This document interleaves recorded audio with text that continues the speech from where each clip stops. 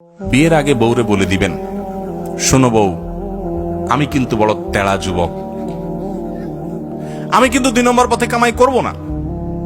অতএব অন্য মানুষদের বউদের মতো সকাল বিকাল শাড়ি পাল্টাবা আর 3 পিস পাল্টাবা, মার্কেটে যায় কেনার পরে বলবা শুধু কার্ডের ঘষা দেন আর বিল দেওয়া হয়ে যাবে, এগুলো কিন্তু আমার দ্বারা হবে না।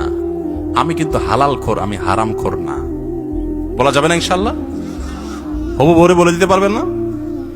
বেশিরভাগ ক্ষেত্রে দেখবেন ওই মেয়ে বলবে, আব্বু না, সমস্যা আছে ছেলের, কারণ তার দরকার কি? একটা চোর। তার দরকার একটা চোর, তার দরকার একটা ঘুষখোর, তার দরকার একটা দুর্নীতিবাজ, তার দরকার একটা টিন চোর, তার দরকার একটা গম চোর। সে সৎ মানুষ পছন্দ, আপনি সাথে সাথে সেজদা পড়ে যাবেন, যাক একটা চোর প্রিয় মানুষ থেকে আল্লাহ আমাকে মুক্তি দিছে। একটা সৎ মানুষ খুঁজবেন, চেষ্টা করা যাবে না ইনশাআল্লাহ?